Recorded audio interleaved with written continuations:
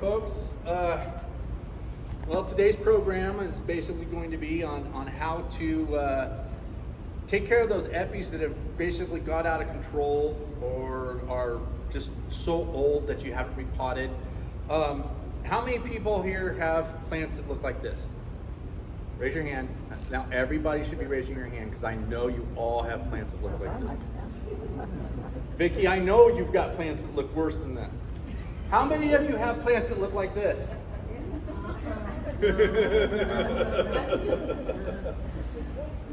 How about ones that look like this, that have grown they look pretty good, but they've just grown so long that you just don't know what to do anymore. So today I'm going to show you basically how to trim them back, how to get them back under management control, and how to repot them and get them so they're healthy again. So the first thing I'm going to talk about is what kind of soil to use. Your basic soil mix is azalea camellia mix. It's 1 part azalea camellia mix, 1 part perlite, and 1 part orchid bark. One of the biggest questions we get all the time is what size orchid bark. When you're looking at your size, you want between a nickel and a quarter. That's roughly how to tell what size orchid bark you want. And the reason we say that is because every single manufacturer and every part of the country cuts their orchid bark different. Some will be really tiny stuff, which they use for certain kind of orchids. That tends to compact in the soil too much. But if you get too big, then once that pot gets wet, the orchid bark stays wet too long and it causes problems with the plants. So you want that nickel to a quarter. That's roughly the size you want to keep. Another thing to keep in mind, perlite. I don't know how many of you know, but perlite is very toxic to breathe. For those of you who don't know, it's essentially glass.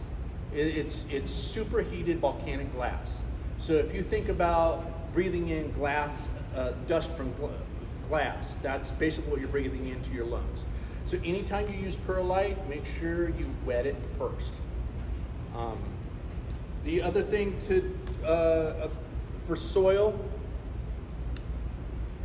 if you can't find azalea camellia mix and you're using basically just regular potting soil, epis like acidic soil. So you add peat moss to it. If you're just using regular garden soil, you add peat moss, and it'll again, equal ratios. So it'd be 1 part garden soil, 1 part peat moss, 1 part orchid bark, 1 part perlite. The one thing about peat moss, if you're using it, you always have to wet it first. If you put it in your mix dry, I don't know if you've ever taken peat moss, and if you just take a handful of peat moss and you put it in a bucket of water, it'll sit there and it'll float on top. So you basically have to do peat moss like you do your perlite. Just cut a hole in your bag, put water down in the bag, let it sit there for a little bit, and soak up that water. When you're making your mix, you always want your mix to have some kind of moisture to it. You don't want your mix to ever be completely 100% dry. So when I mix it, that's about how it turns out. And depending on your area and depending on how you water, you might need to add more perlite. If you have a tendency to overwater and your plants stay wet too long, then add more perlite. And that's something you're just gonna have to experiment with based on your growing conditions, where you live, how often you water. But no matter what you're using for your soil, a good test is to have your soil somewhat moist, all right?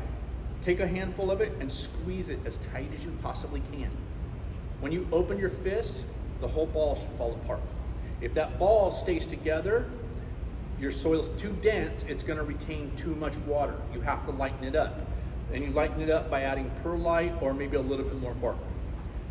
For epiphyllum, never ever use vermiculite. Vermiculite holds water. You want your soil for epis to drain quickly. Chris, what about coir? Do you ever recommend that? So coconut coir, it was a very in fashion thing. The problem with coconut coir is it has absolutely no nutrient value whatsoever. It is 100% just filler. The other danger part about coconut coir is the way it's processed. Coconut coir is harvested by soaking the coconuts in salt water. So that helps release the coir from the shell. They put that through a rinse, but if you buy a cheaper version, it might not be rinsed as well, so it may retain salt, which is very harmful to your plants. I personally don't ever recommend it. To me, it's a complete waste of money because it's really just something just to add to the. It's kind of like charcoal these days. Charcoal is not really doing the plant much good. So cost versus benefit to the plant is just not there. Some people still swear by it, but yeah, you're just spending money for no reason. It has no value to the plant whatsoever. And feel free to ask questions along the way because I have no actual script for this. So anytime anybody's got a question, just have at it. We'll talk a little bit about fertilizer. When you're repotting, especially here in California, always add fertilizer when you're repotting. That's the best time to do it, especially if you like organics. Organic fertilizer, you need to get that down in the root system. Organics would be something like bone meal, blood meal, kelp, alfalfa meal, basically any of that organic stuff. That all takes time to break down into a form that the plants can uptake through the roots. Bone meal, for instance, takes about 3 months in the soil to actually break down to a form that the plants can use. So for Epiphyllum, a really good way to do it is use a commercial fertilizer and organics together, and you get the best of both worlds. As far as fertilizer goes, really, Eppies don't need fancy, expensive fertilizers. They just like some fertilizer. This right here, $10 at Walmart. It's a 10-10-10. This lasts, on the package it says about 6 to 8 weeks. It's fine.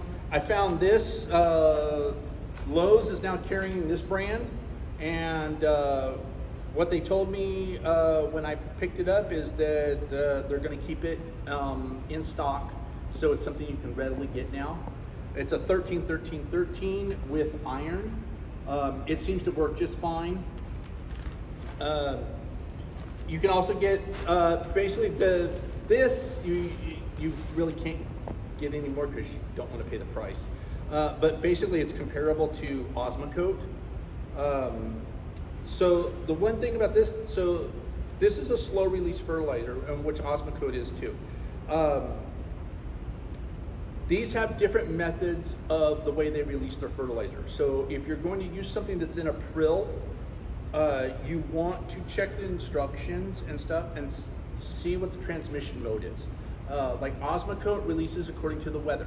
The hotter the weather, the faster the Osmocote releases its fertilizer. It really doesn't hurt the plants, but you are paying a premium price for something that you're expecting it to last, say, 4 months.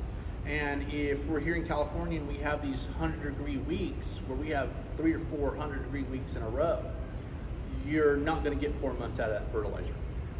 So you are paying a premium price for something that you may not be getting.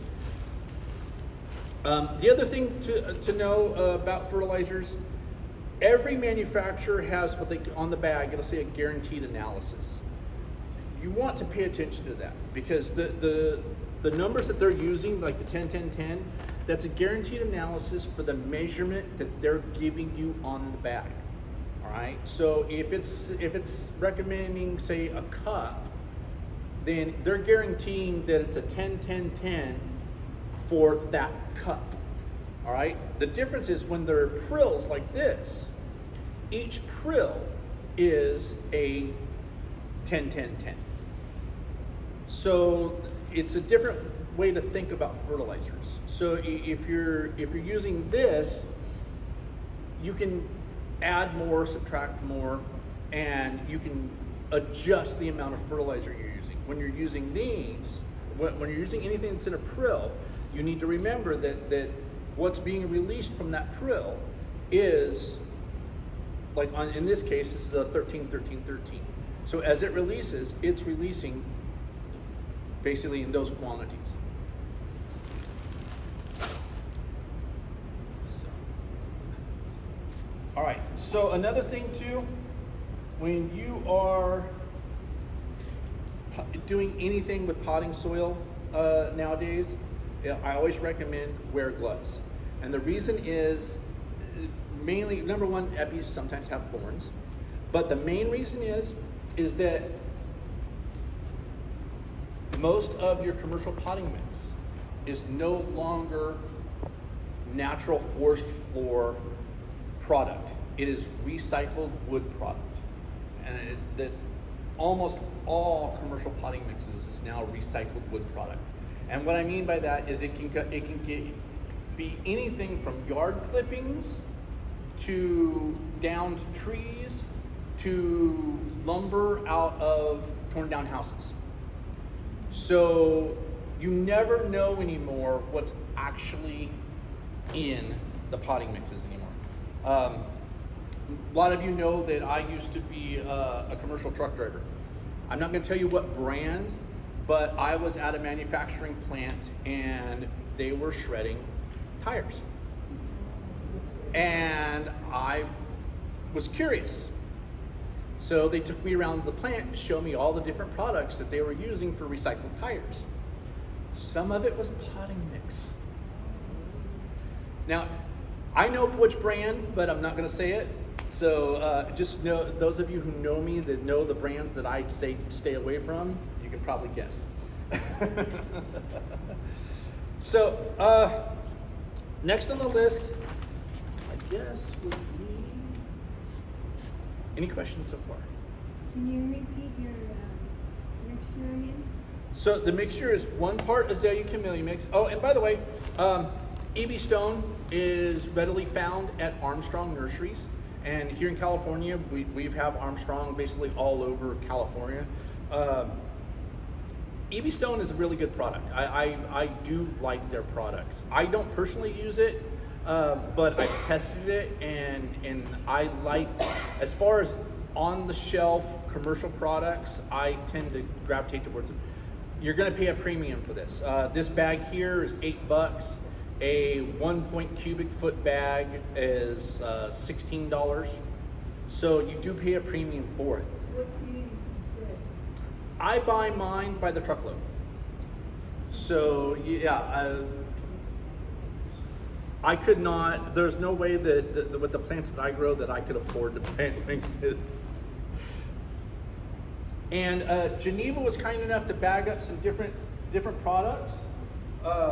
If you want to take a look afterwards, we'll leave it out here on the table, and you can kind of see the different stuff. A lot of times, and this is one of them. So you'll see Miracle Grow, cactus, palm, and citrus, right? You have to watch out for these. Watch out, and what I mean by that is when they put names on bags, you've got to remember it's to sell you a product. Right? It's not necessarily what you need for that product. Like this cactus, palm, and citrus, I would basically never pay the premium price for this, because this cheaper stuff will literally do just as well for Epiphyllum.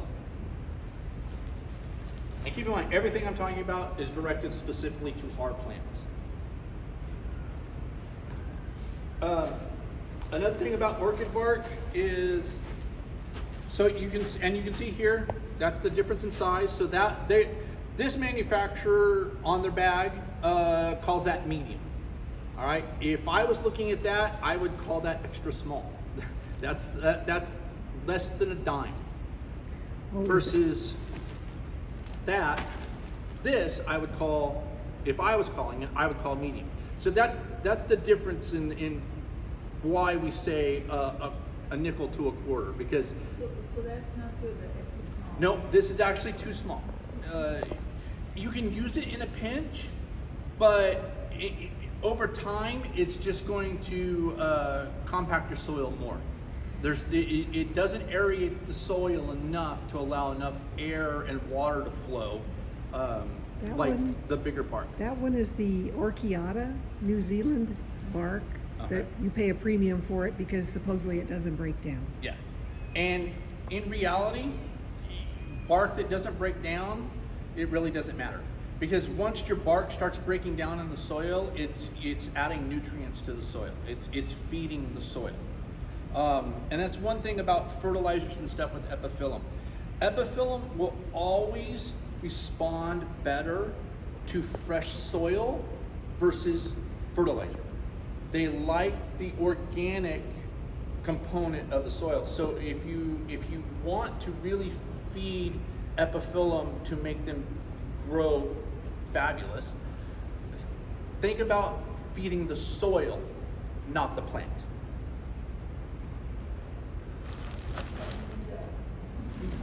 With organics, stuff like worm castings, worm tea, your bone meal, blood meal, those kind of things. But when you're talking about using those, you're also talking about a higher price. So you kind of have to find a happy medium of what you're willing to spend to have your plants grow the way you want them to grow.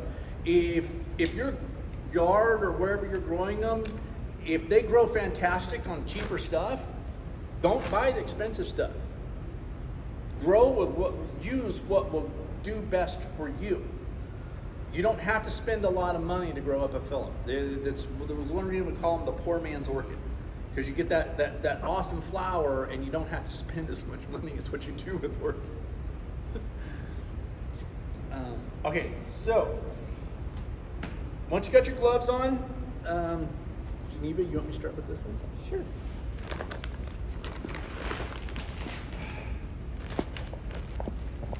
And you said this has been about what, 20 years? At least 20 years in that pot. So, another thing too, your cutters. Always sterilize your cutters. The best way to do it, quite honestly, right here, blowtorch. You can buy these at any hardware store. They're real easy to use.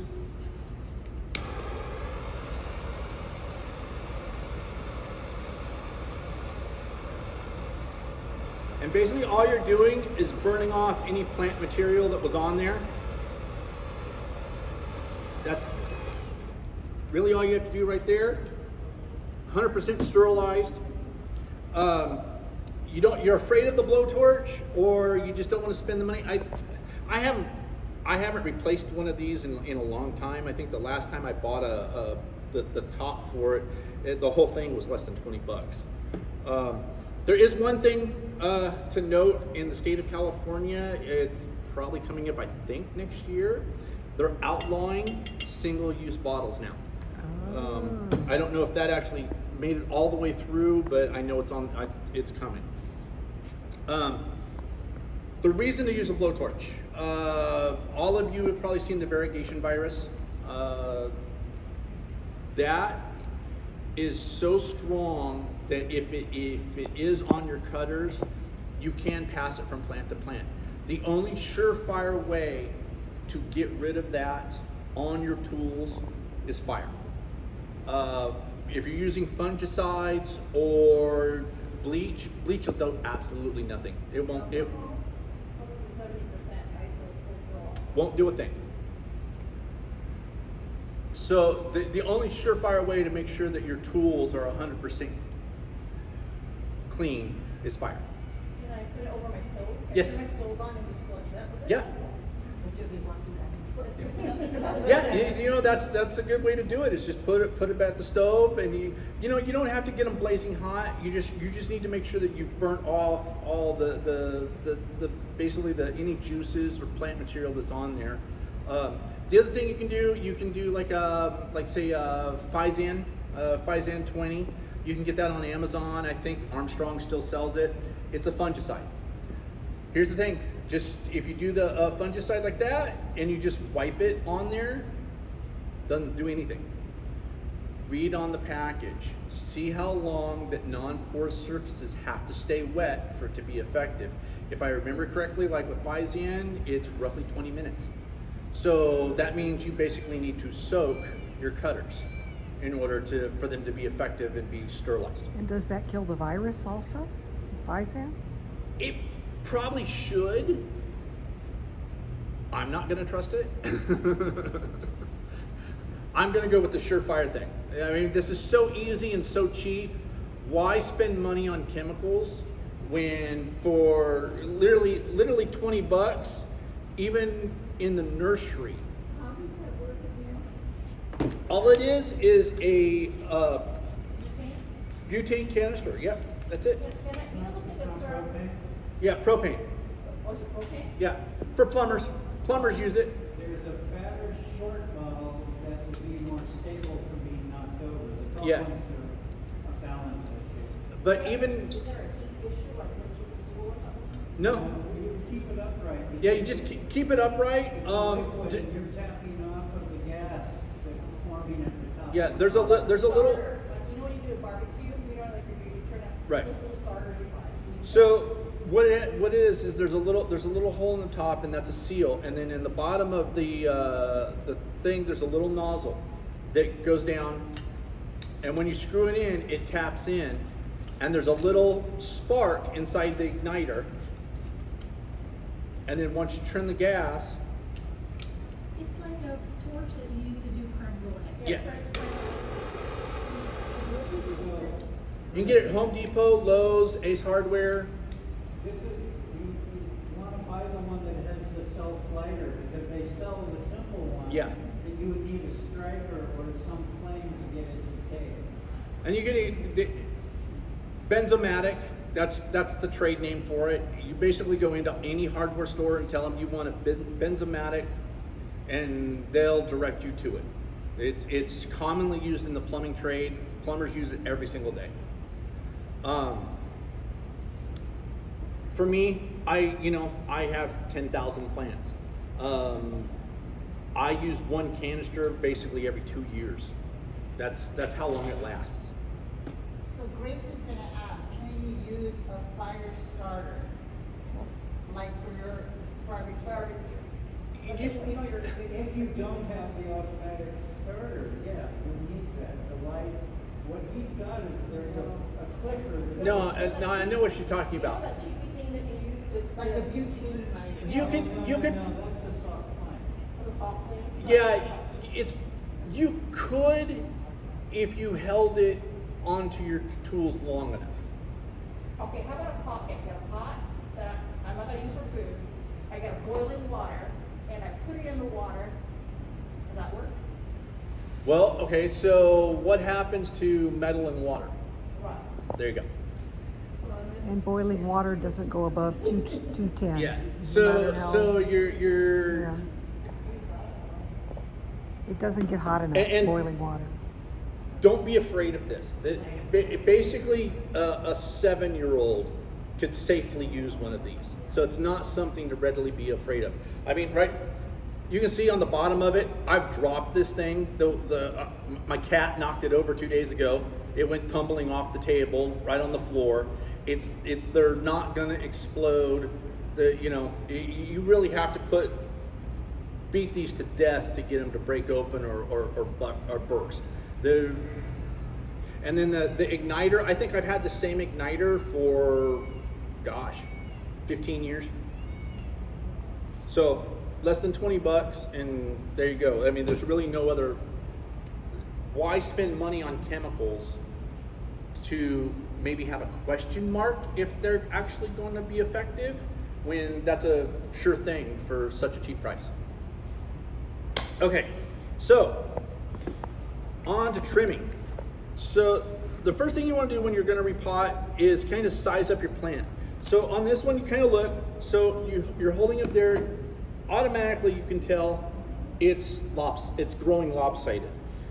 Epis will always tend to grow towards the sun.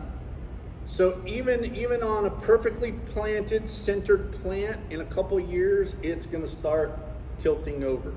The problem with it tilting when you're hanging it is not only is, you don't like the way it looks because it's hanging lopsided, but every time you water it, that water always goes the least path of resistance. So it's going to go to the tilted side. So one part of your pot is going to stay wet, while the other part over here, even if it's just a degree or two off, is going to stay drier. Because that water is going to just shoot right out the bottom of the pot, and so you're going to get uneven watering when they're lopsided. So you want to kind of keep them even. So the first thing you want to do is, I don't even remove the wire hangers before I start trimming. You just come in and you start trimming the bad stuff first. And there's not really any special way to do it. You want to get rid of stuff that's obviously that looks bad, but then you come in and you look at something like this. So that's growth that's not really going to do the plant any good. It's not ever going to form into anything like a really nice branch. So really all this is doing on the plant is taking away from the nicer growth. The plant's got to put energy into keeping this alive. So why bother? And then at a certain point, you get your branches. Some of your branches may look healthy, but as they age, they stop producing flowers. Each aerial, once it produces a flower, will not bloom from that aerial again. So as your plants get older and older and older, you're not going to remember from one year to the next where it put out a flower. So at a certain point, your branches will just stop producing. Well, if they've stopped producing flowers, that's why we grow them.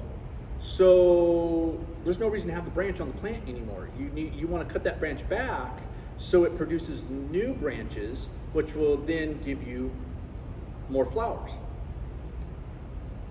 And then you just come around, and there's not really any perfect way to do it. You just kind of trial and error. You just kind of know what's going to be healthier for the plant. And whether you take them back all the way to the base or not is a personal preference. And it's basically just kind of what the plant is telling you. It's almost like floral design. You're looking just kind of to shape it up. Something like this, if I'm doing it, I would take this off right here, and you can trim it real, because something like this off a nice branch like that, it's not really going to end up making a nice branch overall.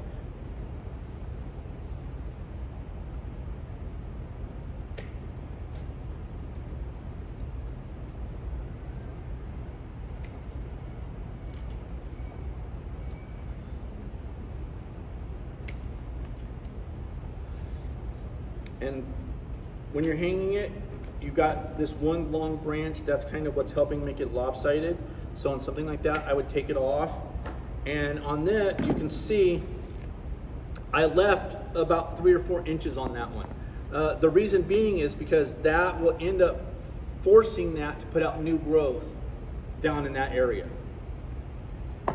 Sometimes you want to take it all the way back, and then sometimes you don't. It just kind of depends. A lot of it has to do with the variety, how well it grows for you, and how much maintenance you want to do each year.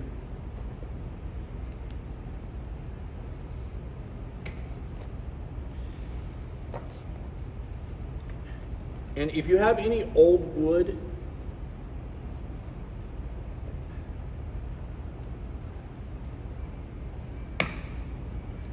like that, go ahead and cut that out as much as you can. And the reason for doing that is just it opens up and allows more airflow through the plant itself. Because it's absolutely no benefit to the plant anymore, and you want to try to get as much airflow through there as you can. It's just going to help you in the long run.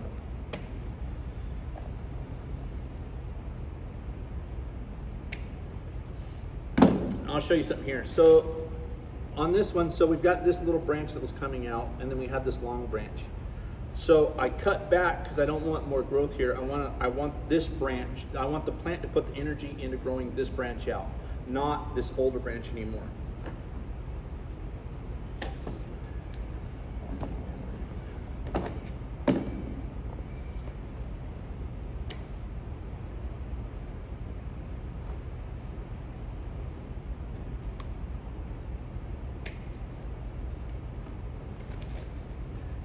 Geneva, are you? No, you're fine. No worries. This is Geneva's plant, so. Yeah, that's gotta go. There you go. That looks like you just got something. Okay, so you can see it kind of leveled it out. And let's see here, so we got a little damage on this one, so let's go ahead and take this one back. And we'll do that one too. All right, so that looks pretty good. So you already see it's looking like a healthier plant already, and all you've done is taken off the excess growth. Why do you leave the longer branches on? What was that? Why do you leave the longer branches on like that one on my left? If this was my plant, I would probably take this off. And the other one? I would probably take that off too. Even the third, just the third piece. Yeah. Yeah. I would probably take this off, but since it's Geneva's plant, I don't want to whack it to death. So, Do whatever you want. well, I'll show you some brutal cutting on one of those.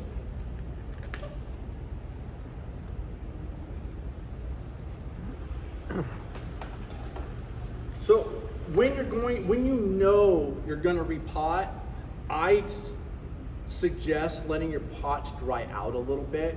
It just makes them easier to handle. You're not lifting all that weight. The other thing too is when you're repotting, you're going to break roots. And the one thing that you don't want is a really wet environment, because that helps introduce bacteria and stuff that you don't want.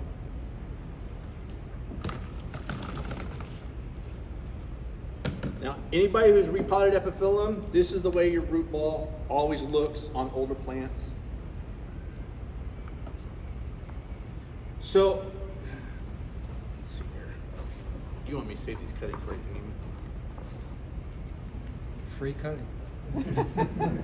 Do whoever wants them. It's King Siam.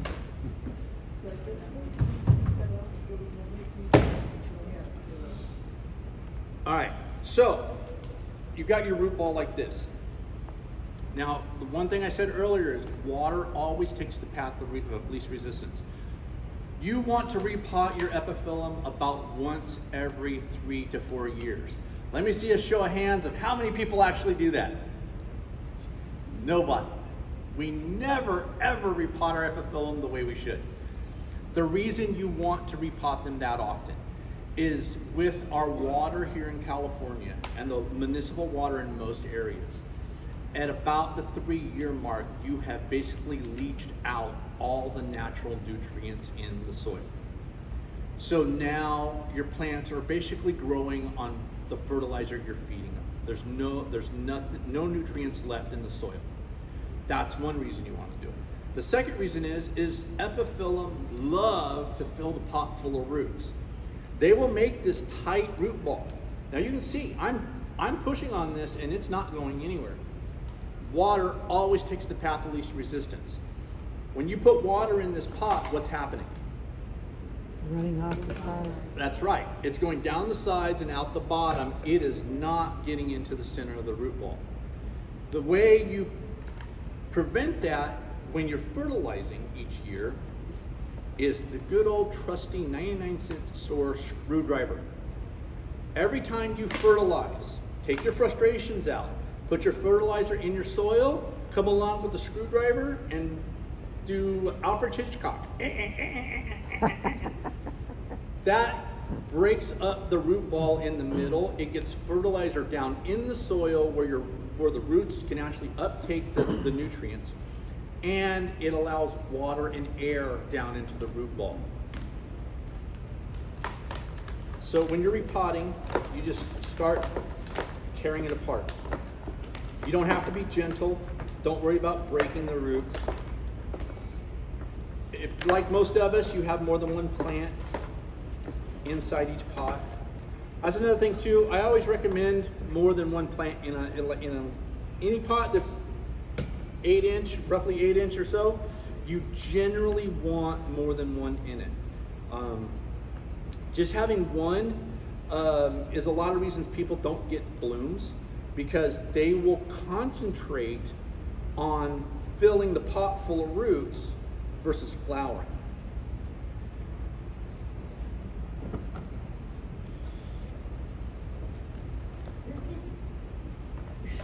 This is every 3 or 4 years? Every 3 to 4 years. You put cinnamon on the, you heard about people put cinnamon on the roots? Have you seen the price of cinnamon? Yeah, and that's why I didn't want to Yeah. use it. So I didn't Now, if you have a cutting or something that's rotting on you, and you're really trying to save it, and you've basically cut out that rot, yeah, go ahead. You can sprinkle some cinnamon on it. It's not going to hurt it. Whether it's truly effective, I mean, technically yes, it should work. But I also instead of cinnamon. The main thing with Epiphyllum is like if you're getting rot and it's like a cutting you're trying to save, you just want that to dry out. So literally cornstarch baby powder, or the rooting hormone I use, I buy by the pound. So I just sprinkle rooting hormone on it to just dry that up. So now we see here we've got this plant. So we've taken the soil out, and you want to get as much of that old soil as you can off. You really don't want to keep any of it on there. Now, if you get one of these plants that the root ball is hard as a rock, and depending on your soil, you might find that. I've had them before. Plants that I've bought from people, take it home to replant, and it's so hard that I could literally take it and throw it on the ground, and it stays a solid ball. That's where the mallet comes in. Just sit there and whack it. The other thing you can do is, wait, where'd it go? Hose in nozzle. Put it down on the ground, just spray the heck out of it with water, shoot all that off. You'll eventually get in there and start breaking it apart. You might, they can be so hard sometimes that you might have to soak it in a bucket of water. Basically do anything you can to get all that old soil off. Because the old soil's just, at this point, it's gonna take up space. It's not doing the plant any good. So now that you've got it out like this, you can kind of see, we've got some dead wood in here. So you just get in there with the clippers.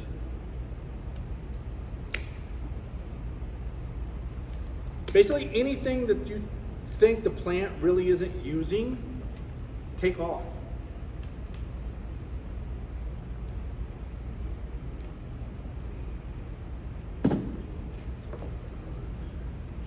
Geneva, do you want it back in the same pot? You could do that, sure. So Geneva, did you actually plant 3 plants, put 3 plants in the pot, or did I've had that for so long, I don't remember. Probably. You probably should put 3 or 4 cuttings in the pot.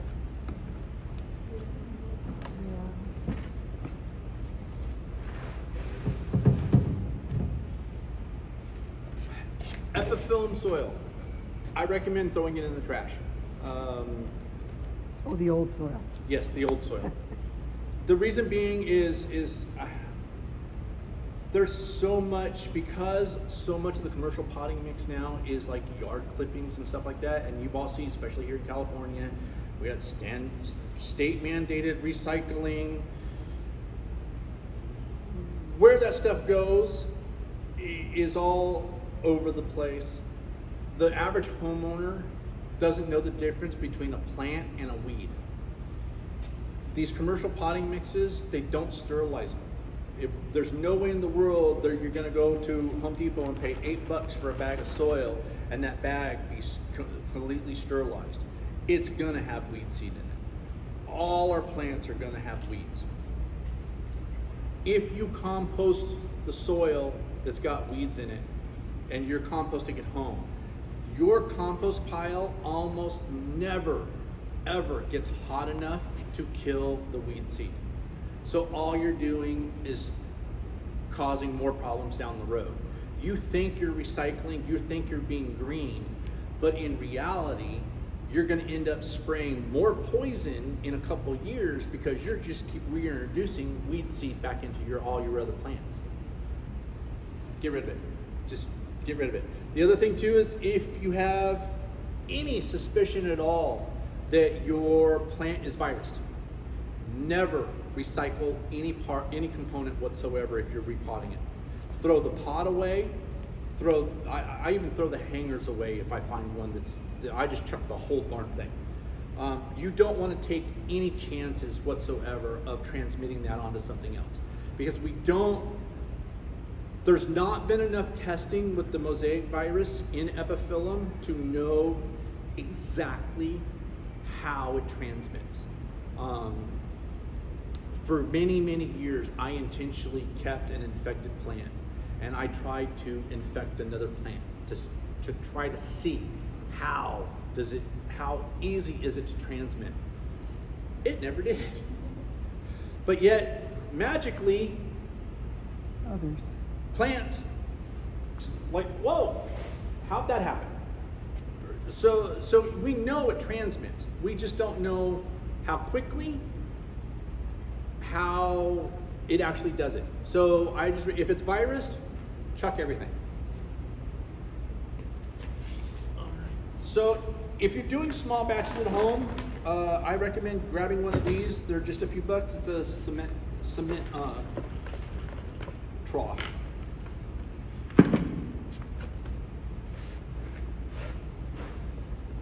Put a couple handfuls in the bottom.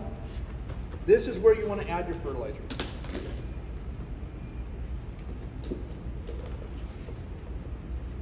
If you use basic fertilizer like this, like just a 10-10-10, in an 8-inch pot, roughly a handful.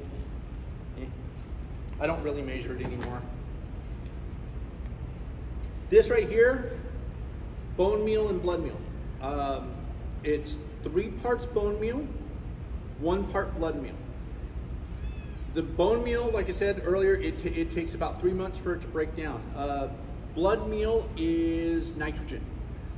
It is a fast-acting nitrogen. The plants will uptake it pretty quickly. So you have to be very careful with bone meal. Blood meal, sorry. Don't put too much in it. So I always recommend mixing the two together and do a 3-to-1 ratio. That way you won't accidentally burn your plants. And again, another handful. Mix that up.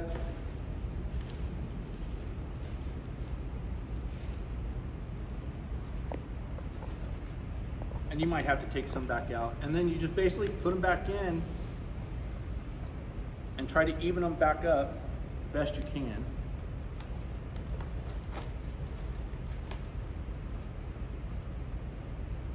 And at this point, if you've got any of the cuttings that you want to add back into it to get rooting again, you do it at this stage too.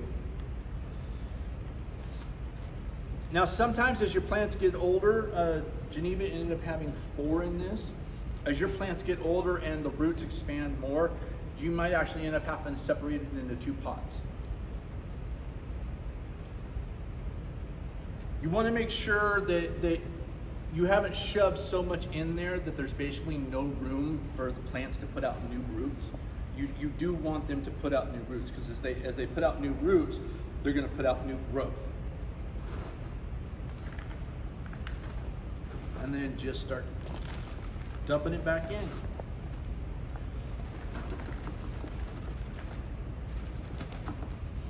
And if you think one of them's down a little too far, you don't really want the crown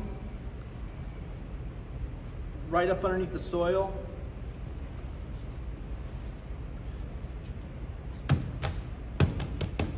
If you got your hanger on it at this point, you just take your let your hanger up, drop a couple times, just like that. You're good to go. There, it's repotted. Woohoo! So, fairly simple. Now, show of hands. How many people are going to water this right now? I probably would. Yeah, don't. When you're repotting epiphyllum, you never water them right after repotting. Hang them up, put them up, let them stay there for about a week, then start watering. The reason is during this process, you have definitely broken roots. And it's the same thing. Once you add moisture into that, and then those broken ends on the roots, you're inviting organisms into your root zone that you may not want. So you just let it stay dry like this, and let the roots heal for about a week, and then you start watering. It won't harm your plants at all to let them stay dry for a week or two. You could just put it back wherever you've grown it. There's no special thing. So that's all there is to it. There, now you have a plant that looks nicer, fresh soil, fresh fertilizer. So, If you were to sell that in your shop, how much would it cost? what was this? King of Siam? Yeah. That would probably be around $35-40. Really, for me, it really depends on the overall size and a particular variety. If it's a variety that grows super well for me, I price it lower because I'm just going to be able to reproduce them. If it's a variety that's hard to grow, something like Radiant Fire would be more expensive, just because they grow so poorly that it takes so much extra work to get it up to a size to sell like this. So will this plant now be delayed 2 years before it flowers?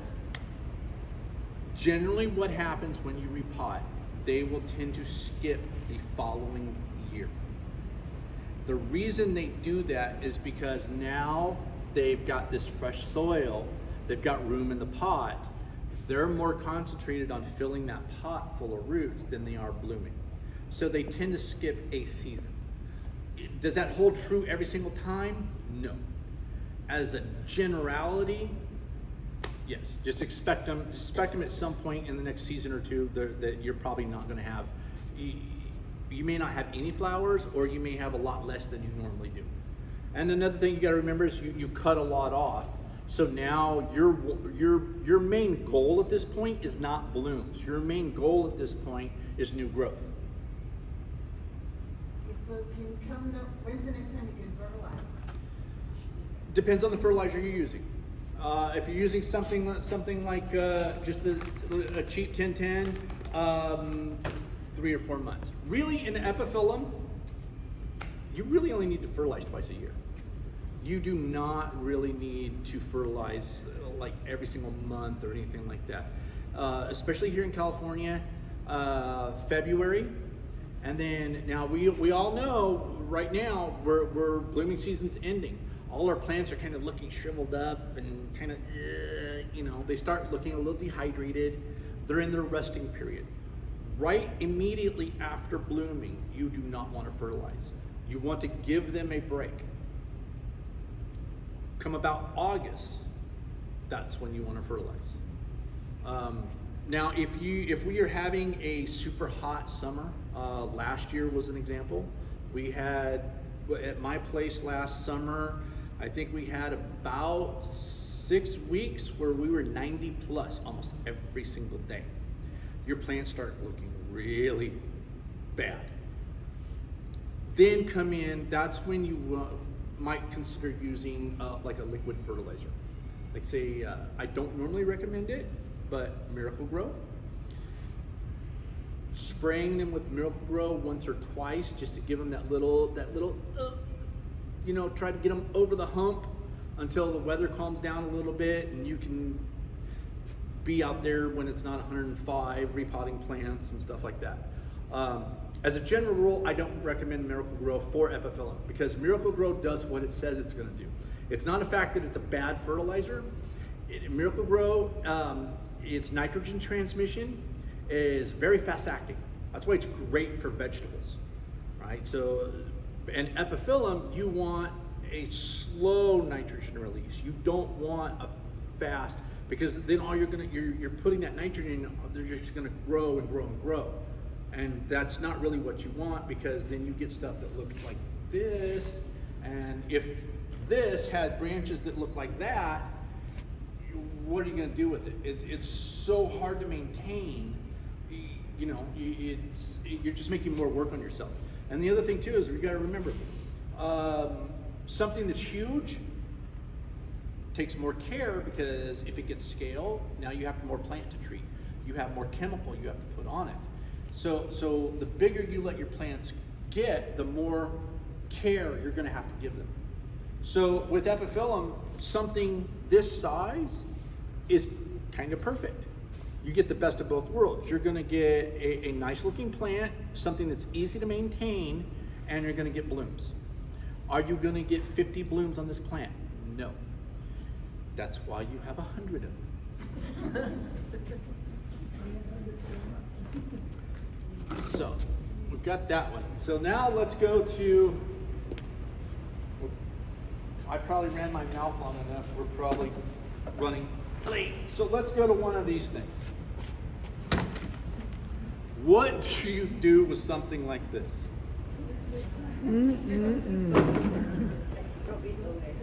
Yes, how many people would just chuck this in the trash and start over? I would take cuttings and start over. So a lot of times, like you said that, right, Geneva? Take cuttings You would and start take over. you would take cuttings and just start your cuttings over and get rid of the main thing, because the chance. So a plant that looks like this, you already know this plant is probably 20-something years old. All right, it's kind of done what it's going to do, but in reality, there's still plenty of life left in this plant. It just needs some TLC. So, our handy dandy trash can, and let's go to town.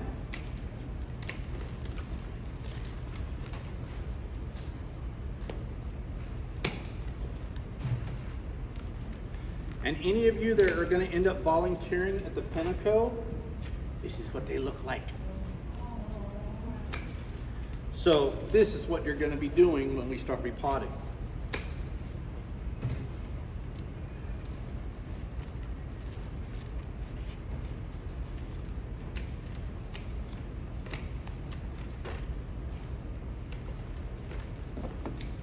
And you can see I'm cutting everything back.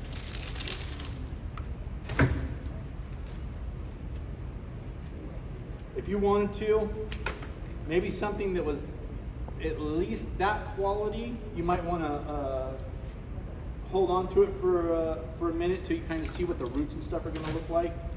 But the majority of this stuff is trash. It's basically worthless. You would spend more effort trying to get that stuff to root than what it's worth. And you see here a lot of this. See, now this had grown so out of control that it was putting out new growth, but look how spindly it is. That's because it was getting all that old growth was making it so this was absolutely getting no sunlight, nothing. So it puts out this little spindly growth. Now, this one is so old and in such bad condition, I'm gonna leave that there in hopes that as they grow out a little bit, they're gonna widen out and give us something we can make cuttings of. It's never gonna produce something that you wanna keep for a long time on the plant. It will always be weaker than what is going to be put out at a later date. But if you're needing to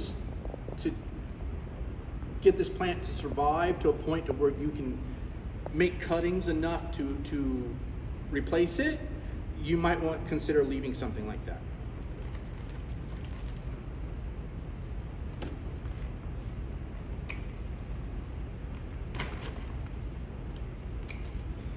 All right.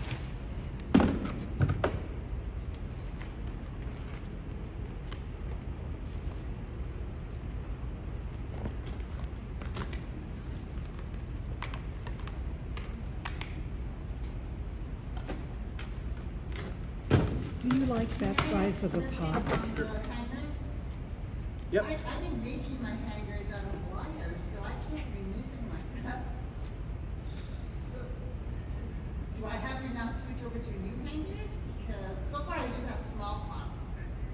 Whatever works for you. I mean, it's Because when I get to this point where I have to start. these hangers like this are getting extremely hard to find.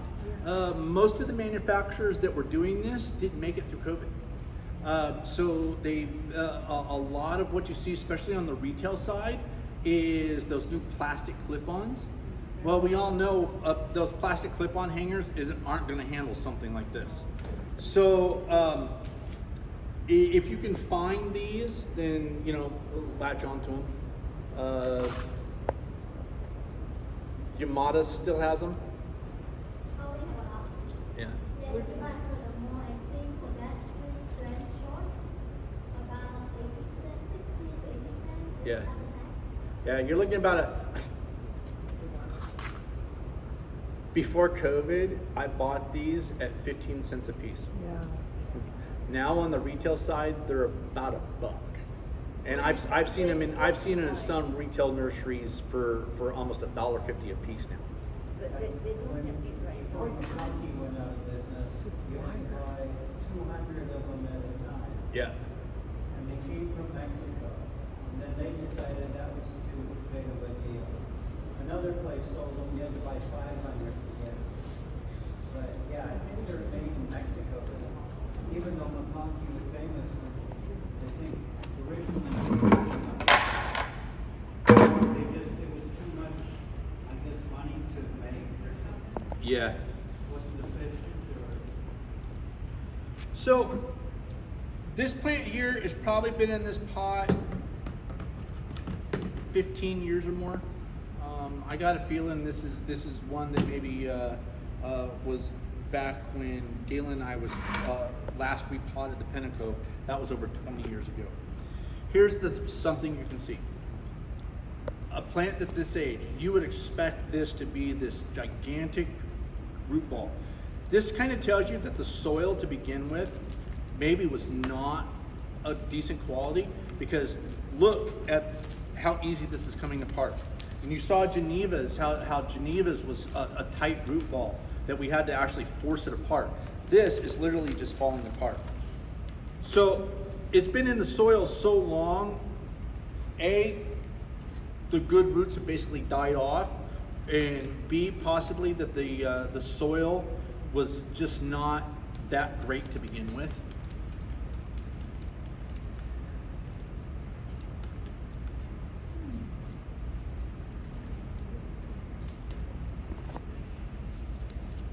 This one I actually expected to have to need the mallet to take apart. I'm really surprised that it came apart so easily.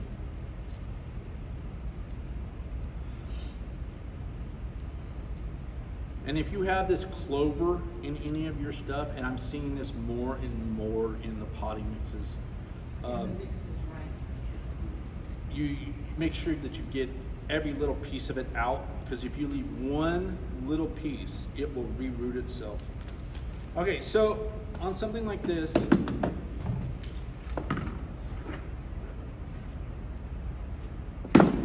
kind of see here. So this right here, you can see where this main root stem is basically completely dried out. It's got this crusty on it. You can literally start peeling it apart. All right, that's really not going to produce much of anything anymore. Trim it, get rid of it.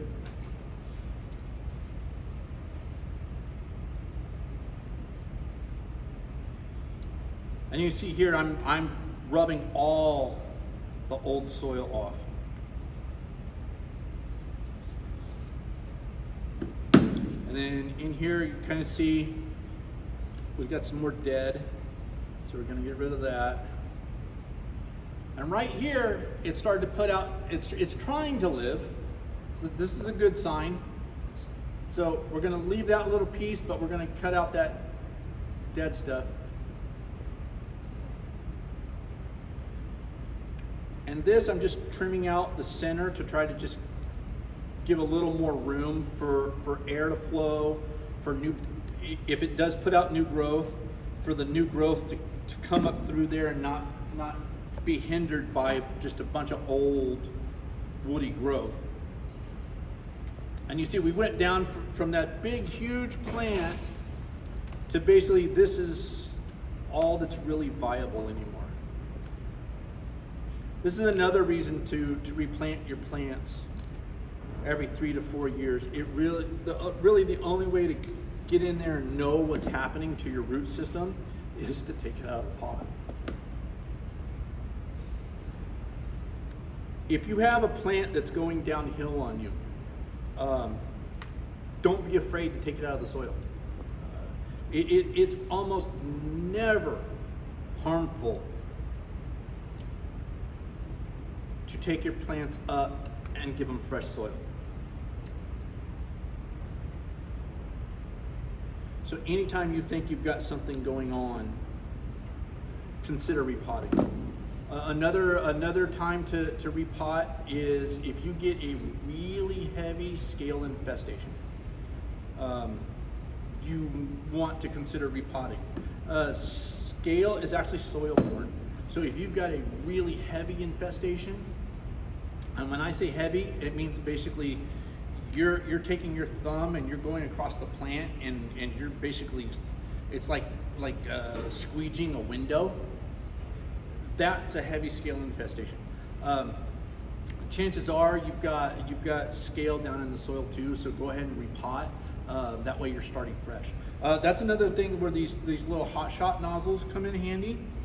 If you've got a bunch of scale that you're trying to get rid of and you're going to repot, take it out of the pot, take all the soil off, lay it on the ground, and just clean the heck out of it with the hose end nozzle. Get all that scale off of every bit of it. It's almost like, I describe it this way. If you were out at a picnic and you were laid down and take a nap, and all of a sudden you woke up with and realized you were sleeping on an anthill and you had ants crawling all over you. If you sit there and you dust yourself off and stuff like that, for the next 2 hours, you're still gonna feel like you got ants crawling on you. What do you wanna do? You wanna go home, you wanna take a shower. You wanna get in that shower, make sure that it's all off of you. Same thing with the scale on your plants. Go ahead and give it that shower, get it cleaned off, then proceed to do your treatments. So you got something like this. Clearly this pot's way too big.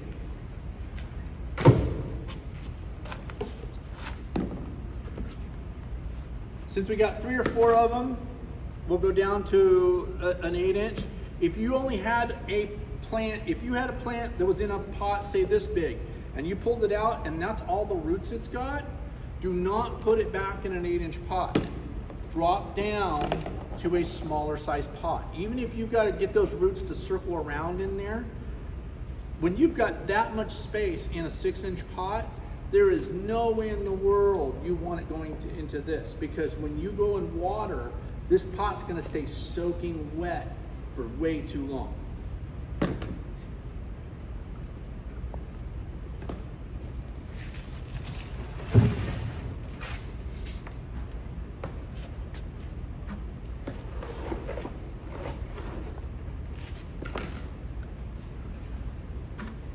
Thing, another handful of bone meal, blood meal, fertilizer.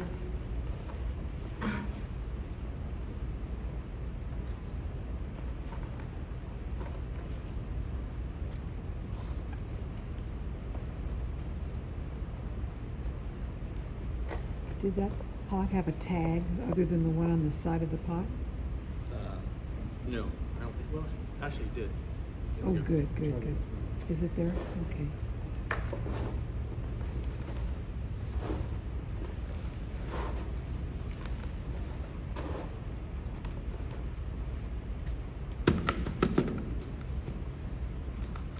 And there you go. We went from that big monstrosity to that. And make sure you put the name back on it. Yes, put your name back on it.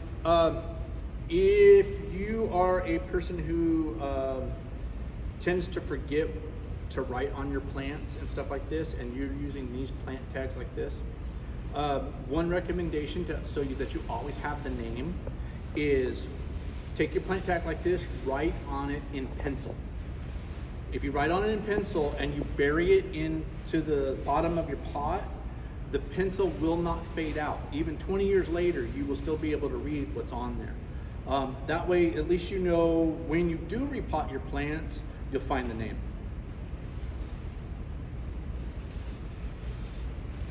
So, and again, let it sit for about a week before you do anything, and then just start watering normally.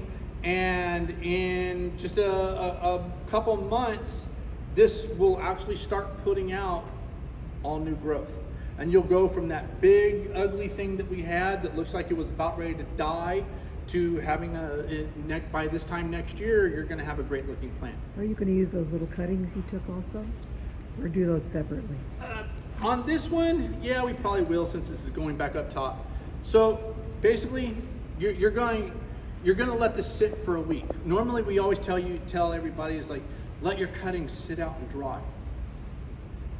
Really, all that's for is to let it callus over so that moisture doesn't get up in there and it just starts rotting the end off, right? If you have a strong suspicion that this plant is going to up and die on you after you cut it back, root these separately. All right.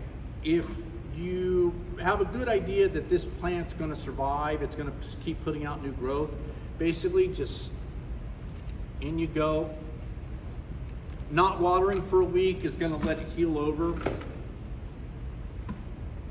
Another thing, I'll show you guys something here. You'll see there, it started putting out little air roots. If you will snap that off and plant those air roots, they will instantly start turning into normal roots that will take up nutrients. So that's one way to kind of, speed the process along. For this one, I'm not going to do that though.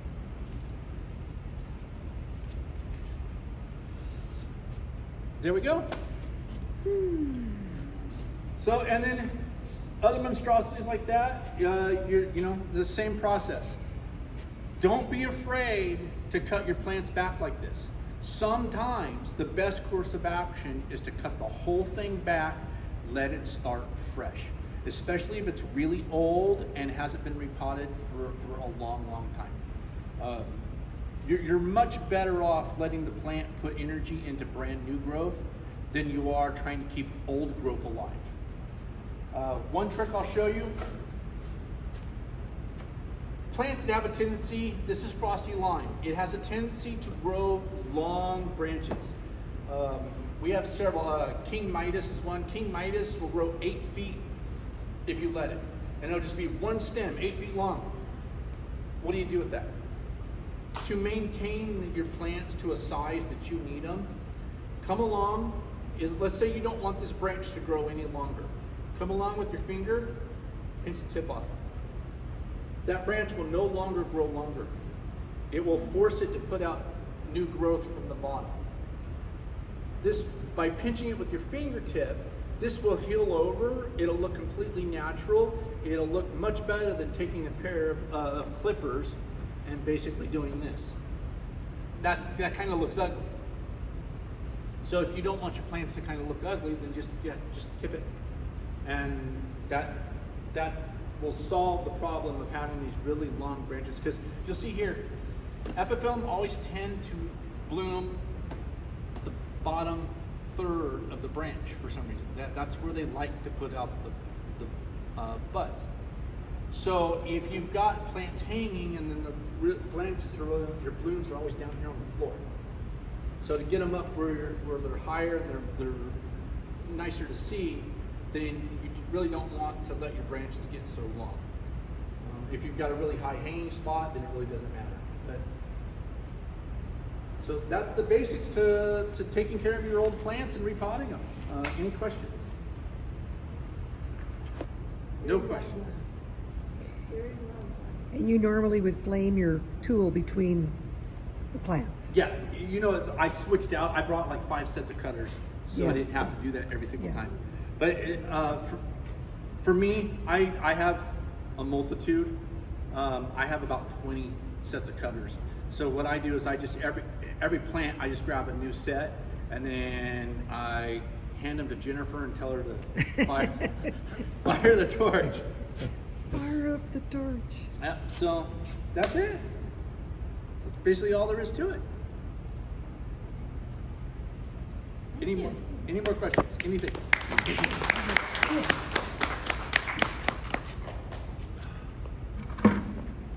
And you guys can see the difference.